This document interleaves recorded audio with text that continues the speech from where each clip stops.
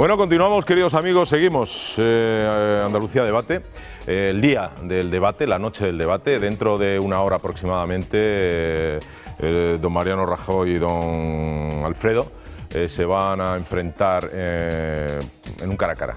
Visto, yo creo, en todas las televisiones, seguramente. Vamos a comentar una noticia que aparecía en el diario El País hoy y que su titular reza así: el exdirector general del caso de los ERE pide volver a la Junta. Almudena.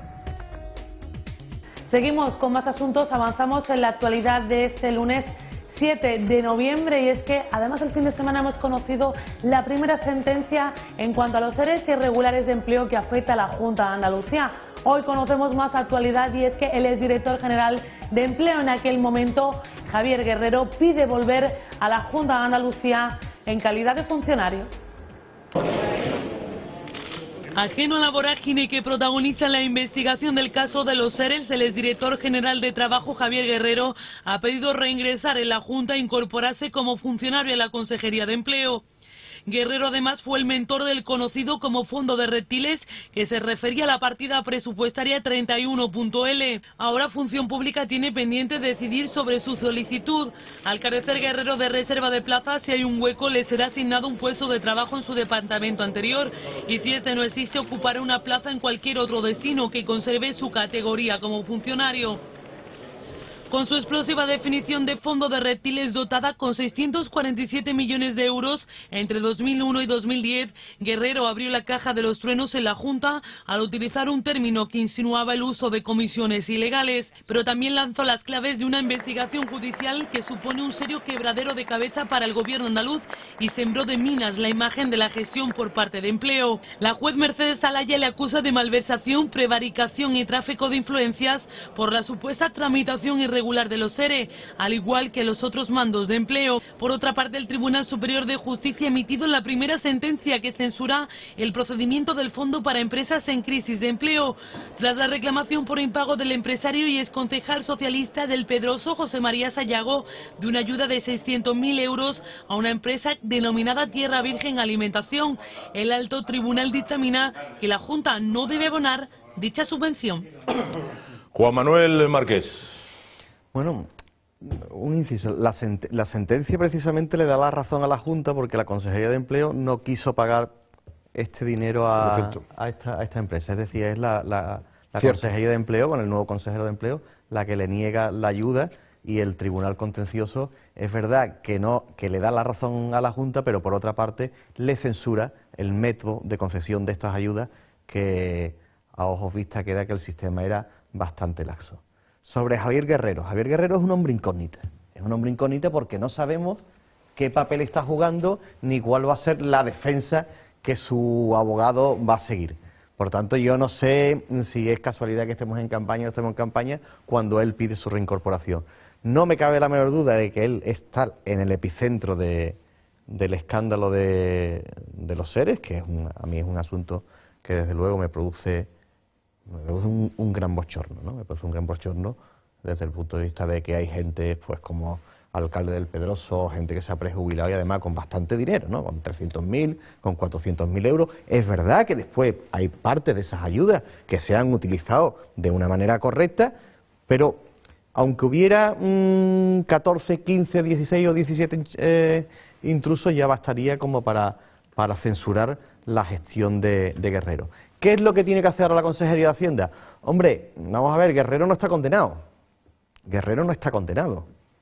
A lo mejor cuando venga el proceso y lo condenen y lo inhabiliten para cargo público, pues a lo mejor no puede ser funcionario. Ahora este hombre sé que ha estado de baja por razones de salud, después ha pedido una excedencia y claro, ahora tiene un papelón la consejera de Hacienda. Yo no sé en caso de tener que admitirlo, porque ¿dónde lo puede meter, ¿no? Pero yo desde luego le aconsejo que si tiene que admitirlo conforme a derecho, que tengo las dudas, y eso lo tendrán que resolver los servicios jurídicos de la Junta, lo tendrá que meter en un sitio, hombre, donde desde luego no tenga ningún tipo de mando. No lo tengo tan claro. Yo tengo el recuerdo de un caso de uno de los imputados del caso Malaya, que en su momento creo recordar que pidió la reincorporación a Marbella, al Ayuntamiento de Marbella. Roca le pidió.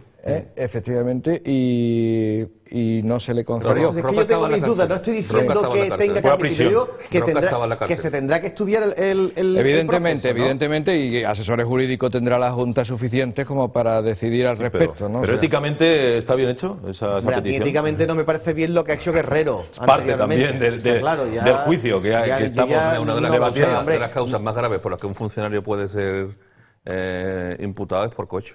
Y por prevaricación. Sí, lo más grave, efectivamente. Pero claro, no solo imputado, ahora hay que condenarlo. Tiene que haber una condena en firme. Que conste que yo no estoy defendiendo a Guerrero. Como se nos olvida una cosa importante. Se nos olvida una cosa importante, que quien nombró a Guerrero fue el Partido Socialista.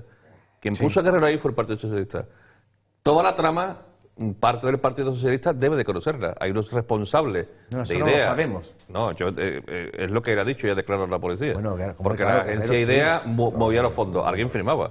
Pero Guerrero... A ver si lo firmaba. Por eso digo yo que Guerrero, yo no sé la estrategia de defensa. Alguien le daba el dinero a... Yo independientemente, si el señor Francisco Javier Guerrero tiene derecho a la reincorporación, pues habrá que aplicar el Estado de Derecho como a todo el mundo. Eso es así. De momento no es culpable de nada. De momento no es culpable de nada. Está imputado por una autoridad judicial que dice que él hizo... 3 delitos, ¿no? Creo que son. El de prevaricación, cohecho... Malversación. Malversación de caudales públicos. Bien. Y tráfico de influencia. Ahora, de ahí a que se nos presente a Francisco Javier Guerrero como único responsable de esto, hombre, no. Eso no puede ser. Por una razón, porque 647 millones de euros, que son 100.000 millones de pesetas, no lo maneja ni un director general ni 27. Hombre, lo que pasa eso es un consejero y es el presidente de la Junta, seguro. Lo que pasa es que 647 millones de euros son muchísimos no millones. Son los fraudulentos, Pedro. No, perdón. Pero estaban en una caja B. No era una caja B. Era una caja B. No era una caja es un procedimiento que para mí el interventor no entra en esos fondos, para mí es una caja B. Bueno, está claro que es un procedimiento... vamos a quitar incluso... Tú dices laxo. Está claro que es un procedimiento irregular. Y después de la sentencia esta, es que es evidente, vamos, que parece va por ahí el camino. Parece más que laxo. Pero es que 647 millones de euros no lo maneja un director general. Es decir, vamos a ver, 100.000 millones de pesetas es una cantidad de tal calibre que es o una orden de un consejero, y yo creo que no hay ningún consejero que tenga la orden de manejar 100.000 millones de pesetas, o es directamente de la presidencia de la Junta. Eso es un dinero importantísimo. Importantísimo. Entonces, claro, yo no puedo creerme que Francisco Javier Guerrero fuera él el que a lo mejor él la aplicó con mayor alegría de la que debería, pero que el procedimiento estaba viciado de antemano, con advertencias incluso del interventor general de la Junta de Andalucía en 2 o 3 ocasiones a la Consejería de Hacienda. Entonces, claro, no, y ahora lo que ocurre, y además que Guerrero vaya a tirar de la manta o no vaya a tirar de la manta en su defensa. Lo que dice Pedro, pero lo que ocurre que es verdad que la mayor parte de los intrusos forman parte del ámbito geográfico de Guerrero. Eso y de la provincia de Sevilla. No siempre, pero bueno. No, básicamente, después es verdad que hay otros que están, pero básicamente hay un mayor número que está alrededor del Pedroso, está alrededor de Camas. También tenemos a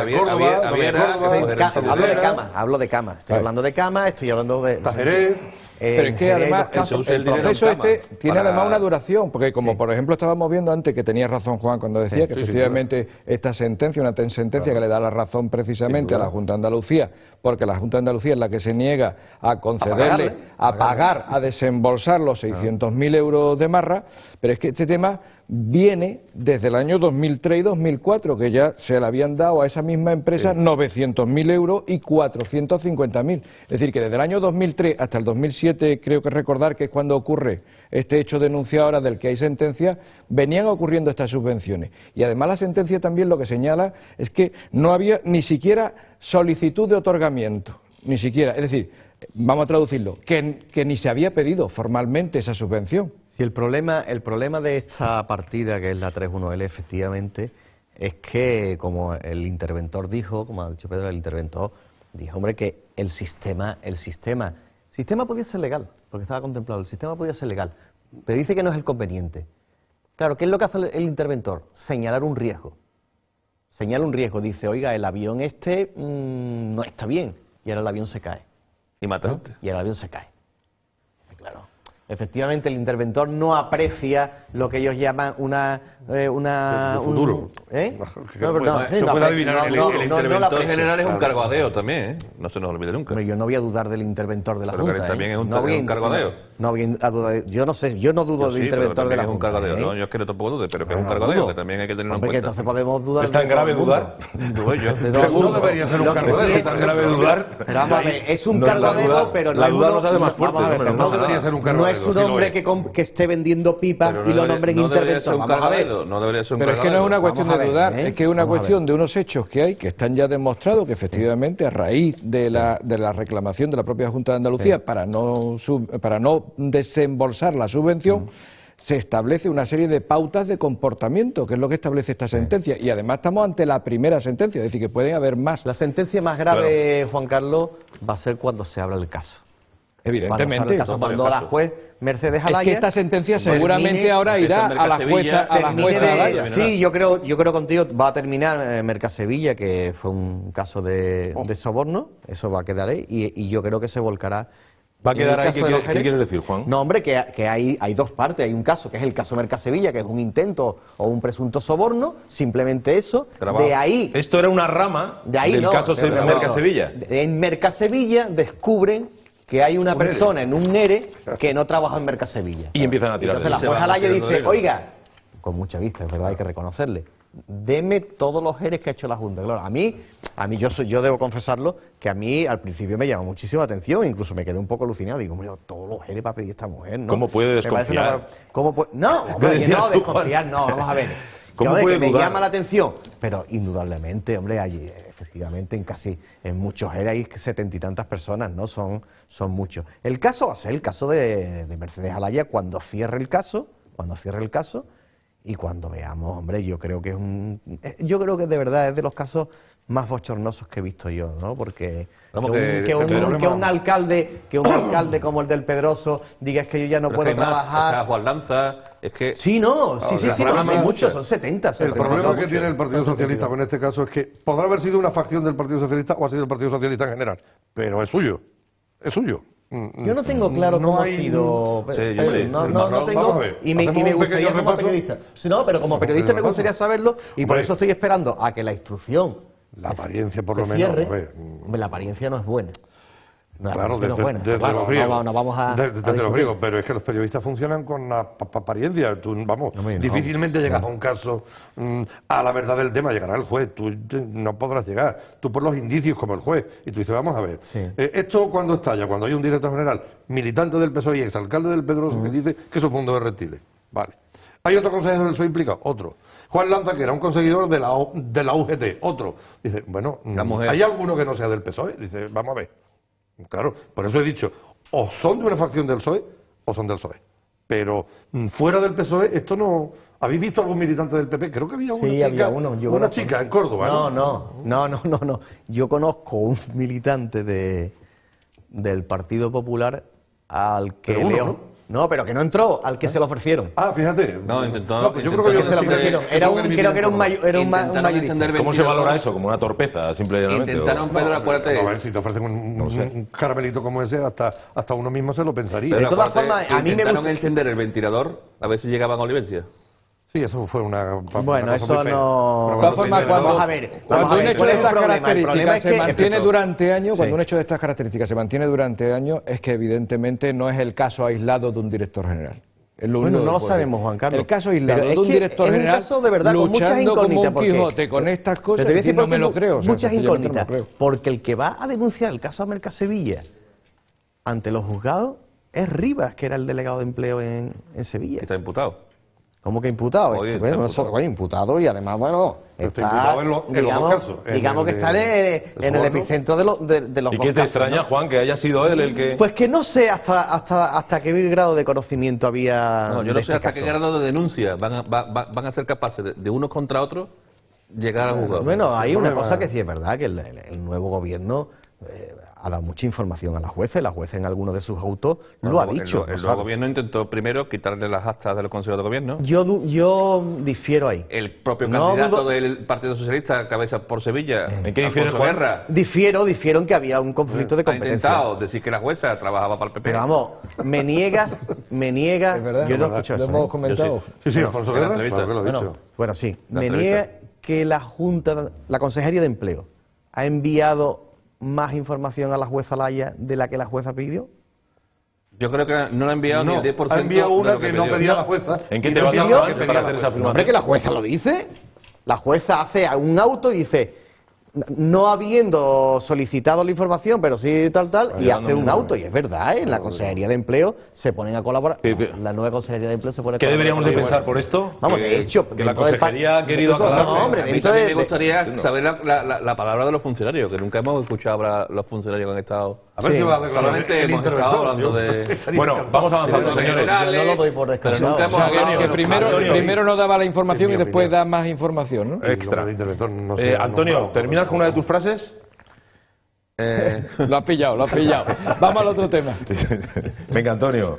Bueno, una de mis frases. ¿Se sabrá toda la verdad de los seres? Yo creo que el fondo de Reptiles, como muy bien... La frase además es magnífica, porque viene de la novela de Cuando más estrella, de Luces de Bohemia, cuando el ministro uno de los que estaba allí en la gobernación le incita a cobrar una paga, y entonces él decía que por fin él iba a coger algo del fondo de Reptiles.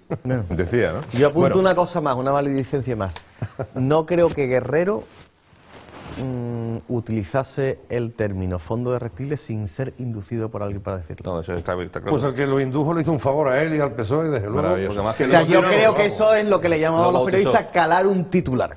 Eso es. Vamos. Continuamos, avanzamos. Lo siguiente de lo que nos va a hablar y os presentamos en la voz y presencia de Almudena es una ayuda a los sindicatos. La Junta de Andalucía ha aprobado una subvención. ¿De cuánto?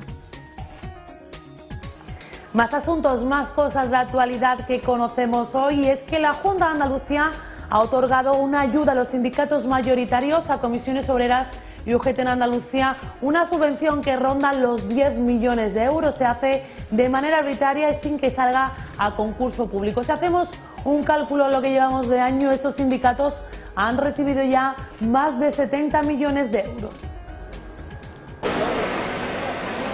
La Junta de Andalucía ha aprobado una subvención de 9,7 millones a UGT y comisiones obreras con destino a las unidades de orientación laboral que controlan estas centrales dentro de la red Andalucía Orienta.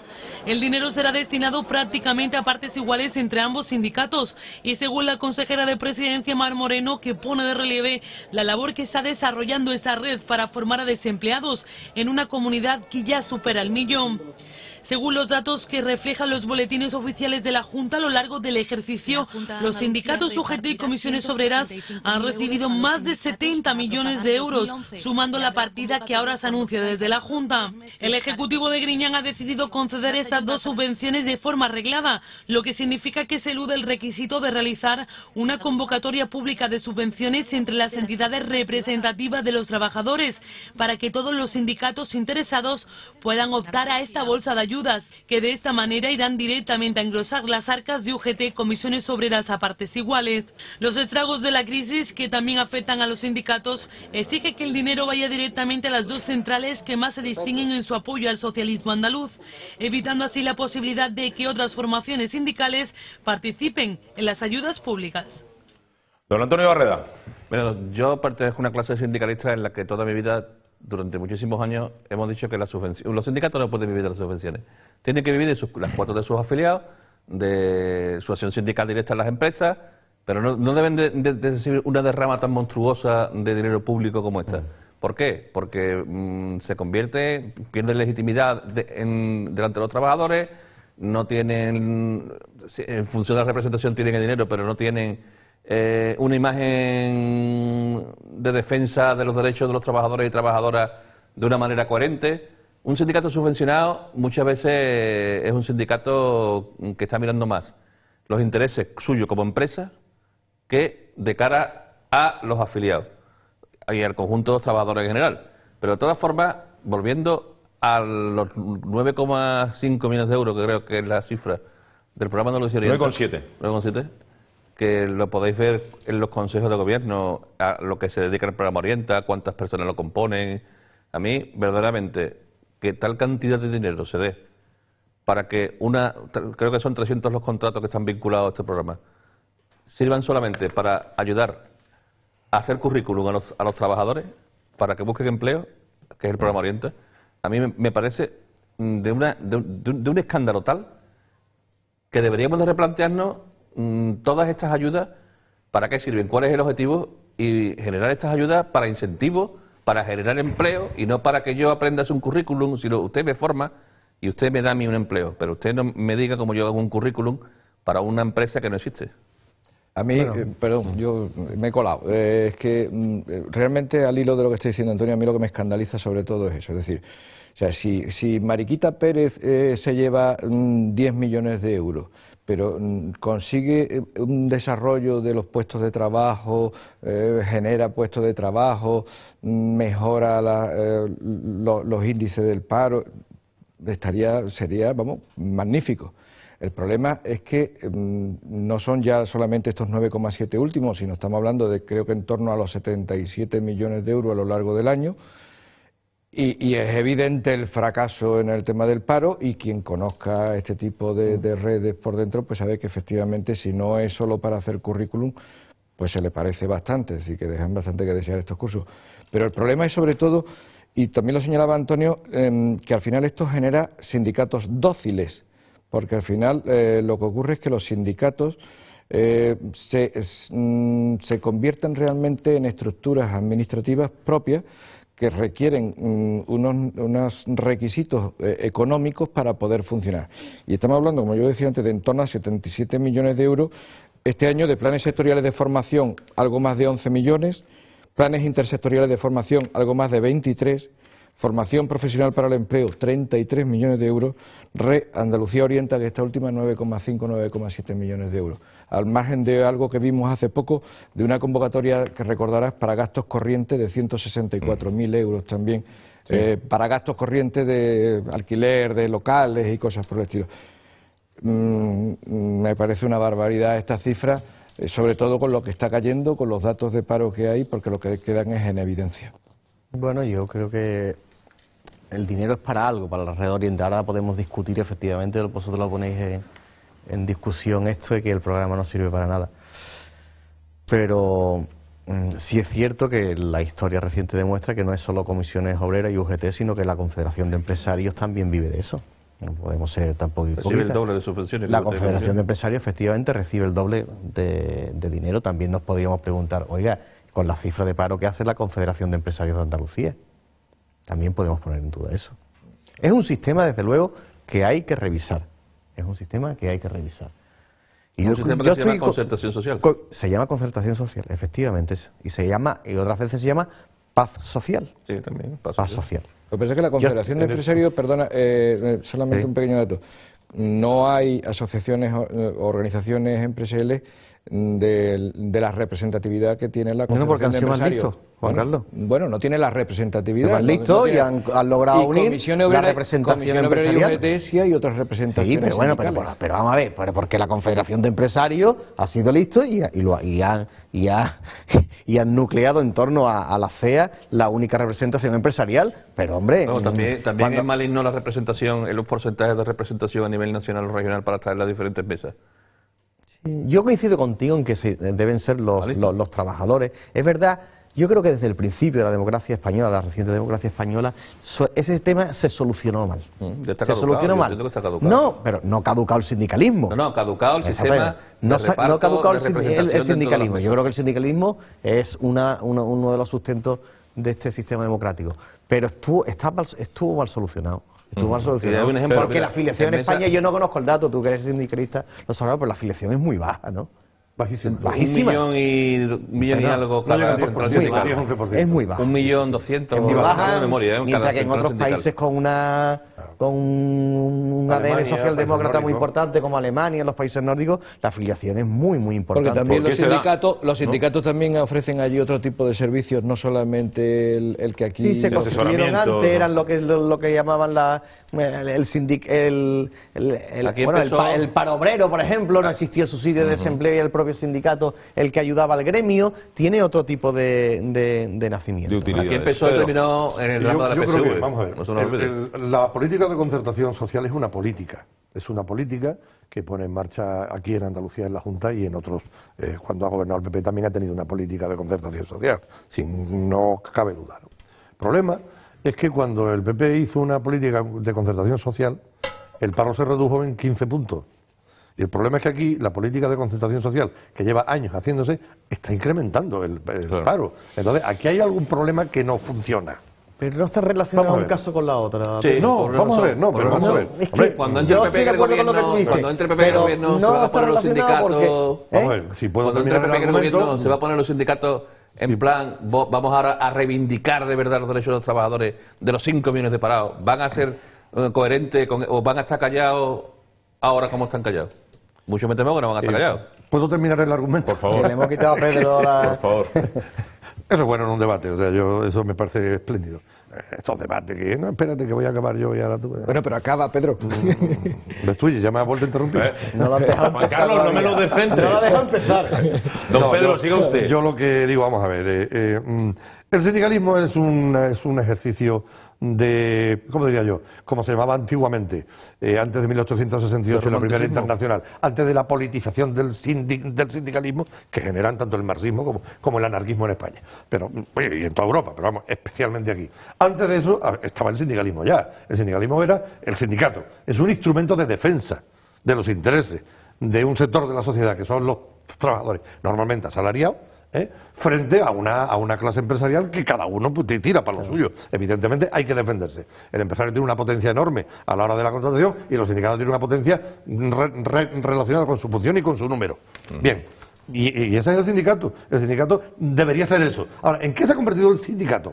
Que claro, ahí es donde empezamos ya a no ver muy claro qué es un partido político y qué es un sindicato. Pues claro, comisiones obreras y UGT actúan habitualmente como partidos políticos. Y después, no, vamos a ver. Si hay 5 millones de parados, usted tiene que estar en la calle. Contra el gobierno que sea. Tiene que usted estar en la calle porque es que es una vergüenza, es una indignidad. Y es algo fuera de toda lógica el que un sindicato se quede en su casa mientras hay 5 millones de parados y tengan 54.000 tíos liberados. Sugieres que no lo están haciendo a pesar de las condiciones. No lo están haciendo, no están haciendo sindicalismo, están haando otra cosa. Otra cosa. Bueno, pues lo dejamos ahí, nos vamos a ir a publicidad, Pedro. No, ¿quieres rematar? Remata tú, remata tú. Ahora va a hacer la publicidad que no soy yo, es el lenguaje televisivo. Venga, Pedro, acaba. No, perdón. Acaba, por favor. No, ya está, no. Pero sigue. Pedro, acaba. Que era para seguir una visita más. Acaba. No, que voy a dejarlo ahí. El comportamiento de los sindicatos españoles, no solo de los dos que se han citado, sino también algunas veces otros, es que no actúan como tales sindicatos en defensa de los intereses de los trabajadores, cuyo principal interés será el empleo, ¿no? El primero. Y se comportan más como apéndices o como correa de transmisión que se ha visto siempre de determinados partidos políticos. Eso es lo que yo creo que está en revisión completa. Y añado, y los empresarios, exactamente igual. Exactamente igual, aunque los empresarios son mucho menos correa de transmisión de algún partido de lo que lo son realmente los... Tienen el poder de bajar las condiciones de vida de los trabajadores. Lo dejamos ahí, vamos a irnos a publicidad, vamos a terminar hablando de sondeos. Los sondeos con todos los datos que nosotros a pie de calle pues damos o a través del teléfono.